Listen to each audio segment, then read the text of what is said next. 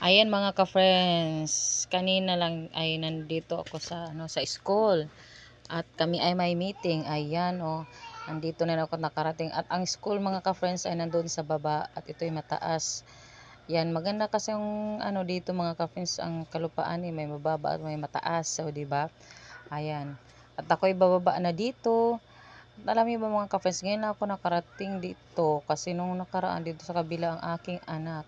Dito naman na grade 7, 8, 9 ang aking anak. Pero ngayon ako nakapunta dito sa baba. Ito ay ang grade 10 room. Ayan. O, di ba? Sa 3 taon ngayon na ako nakarating-rating dito. Akala mo naman malayo ang room na ito. Ayan. At parang nalilate na ako sa aming meeting sa room. Kasi alas 12 ang sinasabi at mukhang mahigit alas 12 na. At ayan, nandun na nga sila sa loob mga ka-friends. Nagsisimula na nga sila, nalit na nga talaga ako.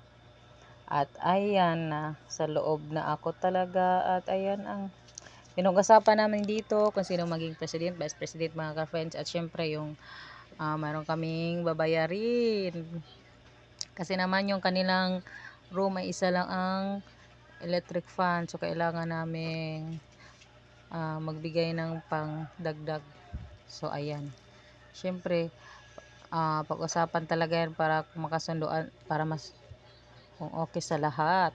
Pero para sa akin okay na. Ayan na mga ka-friends, ang bilis lang natapos ng meeting. At ayun, ang ganda ng kapaligiran Imagine, tagal-tagal ko na dito tapos ngayon lang ako rating dito sa baba. Ayan, kasi dati naman dyan yung room ng aking anak. At ayun mataas talaga siya.